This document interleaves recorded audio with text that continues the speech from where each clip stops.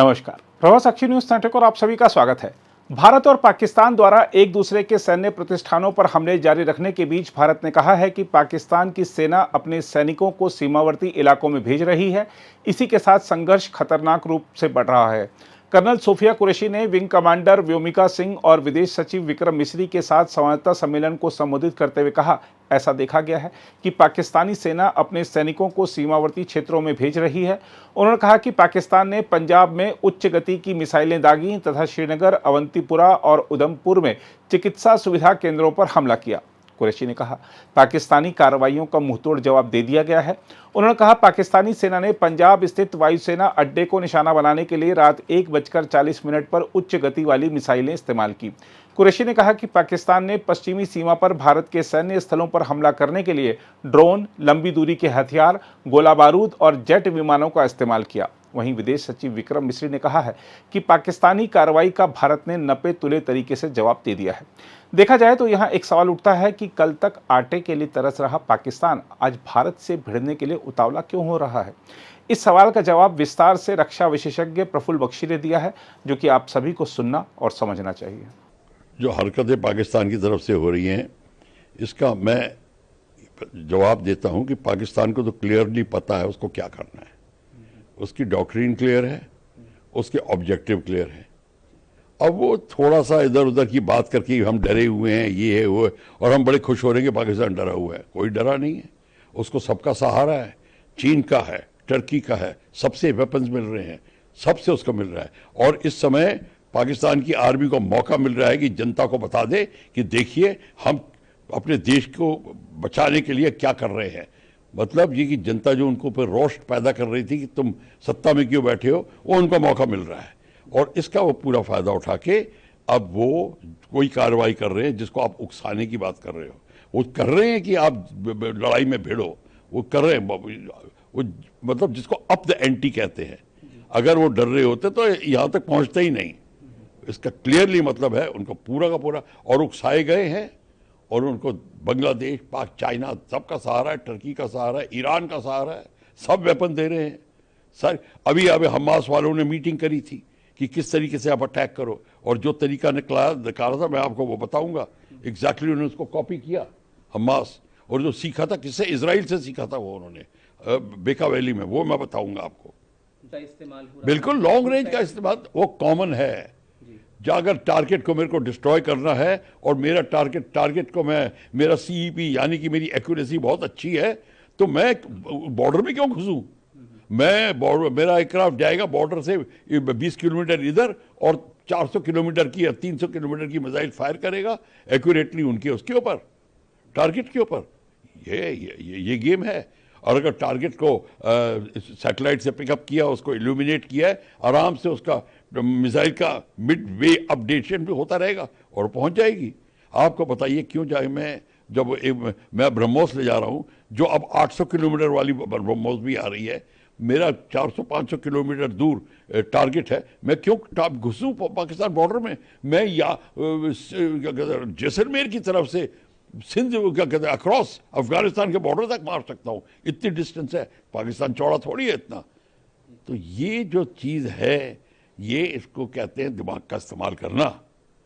तो बिल्कुल ठीक है, वो चाइना अगर पाकिस्तान कर रहा है तो कर रहा है, हमको उसका तोड़ लेना चाहिए, हमको उससे पहले कर लेना चाहिए था। और मेरे को अभी समझ नहीं आई हम जवाब क्यों देते हैं हर वक्त, हम पहले क्यों नहीं करते। जवाबदेही उनको करनी चाहिए, इनिशिएटिव हमारे हाथ में होना चाहिए, ना कि पाकिस्तान के हाथ में। लेकिन सर नागरिक जो विमान है उनकी वो दूसरी चीज है। ये क्वेश्चन अब दूसरा है। लॉन्ग रेंज वेपन अलग है, नागरिक विमान की आड़ का मतलब ये है कि उन्होंने एयरफील्ड क्लोज कर दी है, फिर नागरिक विमान फ्लाई कर रहे हैं, या उन मिलिट्री बेसिस पे अगर नागरिक विमान फ्लाई कर रहा है, अगर उन्होंने मिलिट्री बेस पे नागरिक विमान फ्लाई कर रहा है, आपकी मिलिट्री नेसेसिटी है उस पर अटैक करने की, आप अपना अटैक जारी रखिए।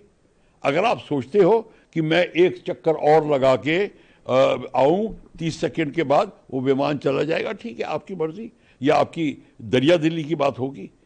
ये ह्यूमैनिटेरियन लॉ में सिखाया जाता है कि जहां तक अटैकर हुआ है, अगर जहां तक वो अगर सिविलियन सामने आता है, अगर उसको बचा सकता तो जरूर बचाए, तो वो है।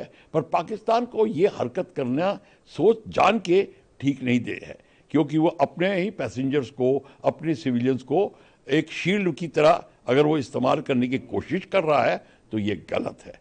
हाँ, गलती से जो हो सकता है कि उनको पता नहीं चला कि नागरिक विमान, अब उनमें कोऑर्डिनेशन नहीं होगा सिविल और मिलिट्री में, तो ये प्रॉब्लम भी हो सकती है, कई चीज़ें हो सकती हैं। पर आपको मैं बता दूं, अगर मैं अटैक कर रहा हूं, मेरे सामने एक सिविल जहाज भी खड़ा है और बगल में फाइटर्स खड़े हैं, अगर मेरी मिलिट्री नेसेसिटी है कि मेरे को अटैक करना ही है तो मैं अटैक करूंगा, सिविल के ऊपर निशाना नहीं लगाऊंगा मिलिट्री टारगेट पे। एक दो गोली अगर सिविल पे लग जाती है वो मेरा कसूर नहीं है। कोशिश की जा नहीं, हमारे जो डिफेंस के पीआरओ बैठी हैं वो ठीक बोल रही होंगी, हमें कोई शक नहीं है। पर क्वेश्चन ये अफवाह फैलाना एक मेथड ऑफ वॉरफेयर है। अब देखिए, अफवाह फैल गई है, चारों तरफ हिंदुस्तान में फैल गई है, मीडिया में फैल गई है। ये चाहते हैं पाकिस्तानी, तो आप जितनी अफवाह फैलाएंगे, उनके स्पिन डॉक्टर्स होते हैं, जितनी अफवाह फैलाएंगे उतना साइकोलॉजिकल वॉरफेयर में आप अपने पोजीशन तगड़ी करेंगे। ये तरीका हमको भी वही करना चाहिए, हमको भी करना चाहिए, और हम कर रहे होंगे, हमें पता नहीं है। ये आपको अवगत करा दूं, जब मीडिया को हम वॉर कॉरेस्पॉन्डेंट्स कोर्स कराएंगे तब उनको ये सब बातें पता चल जाएंगी। एक और नहीं, ठीक है, भारत संयमित जवाब दे रहा है कि भारत ने अभी कोई घबराहट नहीं है। भारत को, भारत सब कुछ देख रहा है, और भारत को अपने पूरे इस जैसे इक्के दिखाने की जरूरत नहीं है। जहां जरूरत है वो भारत कार्यवाही कर रहा है। भारत को पता है कि अभी खेल बहुत बाकी है, ये तो अभी शुरुआत हुई है, तो इसमें कोई हड़बड़ाने की जरूरत नहीं है। जिसको कहते हैं this is the beginning of the beginning, तो अभी ठीक है। एक आपको ये नहीं दिखाना कि हम हड़बड़ा गए हैं और काम ऐसे आए गए करके तू चल मैं आया टाइप काम कर रहे हैं, नहीं। हम अब सोच समझ के कर रहे हैं, और कई बार ऐसा लगता होगा कि हम जल्दी नहीं कर रहे, हमें जल्दी कोई नहीं है। जहाँ जल्दी होगी वहाँ फौज जल्दी दिखाएगी। ये कई जगह ऐसी होती हैं जहाँ आप आराम से काम करें, और ये जो उदाहरण है जहाँ सिविल एयरक्राफ्ट टेक ऑफ कर रहे हैं वगैरह, उसमें हमको कोई नहीं, अगर उन्होंने करा हम उनको सिविल को नहीं अटैक करेंगे। अटैक का टाइम अगर हम चेंज कर सकते तो कर देंगे, हैं, अटैक की डायरेक्शन चेंज कर सकते तो कर देंगे। ये ह्यूमैनिटेरियन लॉ में हम पढ़ाते हैं, मैं पढ़ाता हूँ, ये subject to arm forces commander, चाहे आर्टिलरी का कमांडर हो चाहे फाइटर लीडर हो, वो सबको यही आदेश दिया जाता है। और वो अपने देश में एक और सरकार की देखिए, वो तो ठीक है, ये कहने की बात है, पर मिलिट्री जब रिक्वायरमेंट होती है, जब भारत पे थोड़ी संकट आता है, तो फिर उसमें आप अपनी डेमोक्रेटिक वैल्यूज़ को प्रैक्टिस करेंगे तो काम नहीं चलेगा।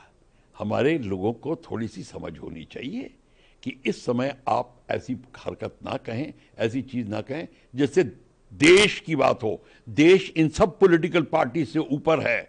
पॉलिटिकल पार्टीज आज गई और आज आई और कल गई, और बंदे पॉलिटिकल पार्टी में एक से दूसरे से एक में जाते हैं। तो ये पॉलिटिकल पार्टी की कोई स्टेटस नहीं है, स्टेटस है सिर्फ देश का। सब पॉलिटिकल पार्टीज को और उनके मेंबर्स को पता होना चाहिए देश कहाँ है, भारत माता कहाँ है।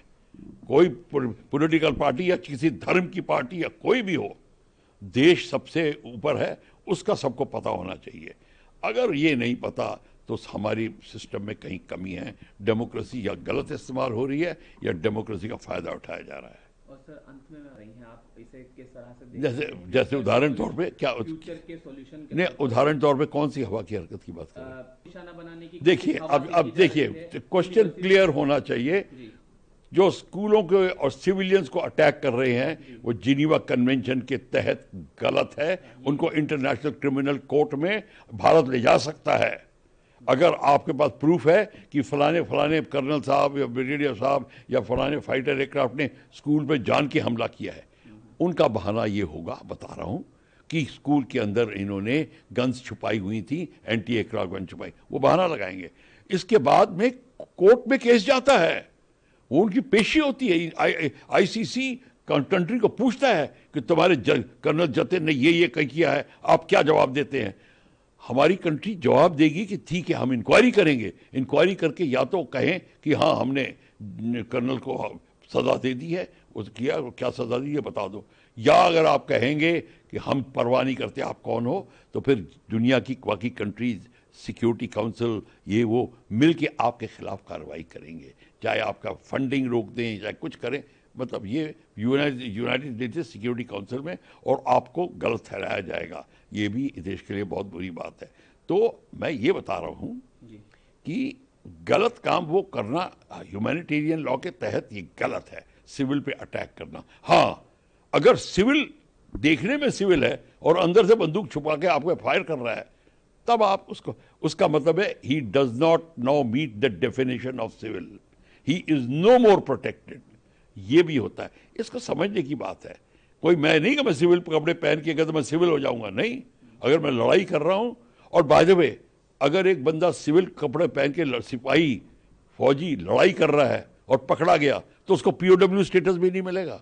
उसके बाद सिविल कोर्ट, देश के कोर्ट से कार्रवाई होगी कि भैया तो हमारे जिनेवा कन्वेंशन का हवाला कर रहे थे, हम तुम्हें ट्राई करेंगे। तो ये भी डर है। तो मैंने आपको ये बात इसलिए बता दी कि ये पता होनी चाहिए। और वो सिविल का फ़ायदा अगर उठा रहे हैं, हाँ, मंदिरों के और मस्जिद, म्यूजियम्स, ये प्रोटेक्टेड प्लेस है, Geneva convention protected and specially protected places. इनके ऊपर चिन्ह लगा होता है और इनकी लिस्ट बनी होती है, सारी कंट्रीज़ को मिली हुई हैं। तो अगर जैसे मैं अटैक कर रहा हूँ, जामा मस्जिद पे अटैक कर दूँ या बिरला मंदिर पे अटैक करूँ, तो मेरे को बात पूछा जाएगा आपने बिरला मंदिर पे अटैक क्यों किया। तो मैं को कुछ कहना पड़ेगा कि देखिए वहाँ पे सिविलियंस, वहाँ पे रॉकेट लॉन्चर्स थे, वहाँ पे मिसाइल दागी जा रही थी, मेरे पास फोटो है जब मैं अटैक कर रहा था, देखिए मिसाइल मेरे को फायर कर रही है वहाँ से। तो ये लॉयर्स फिर सालों केस चलते हैं, ये गल्फ वॉर के केसेस अभी तक चल रहे हैं। अगर आप भी लेना चाहते हैं देश दुनिया की तमाम जानकारी, तो आज ही सब्सक्राइब करें हमारे चैनल को। साथ ही नीचे दिए बेल आइकन को जरूर दबाएं ताकि हर अपडेट आप तक पहुंच सके।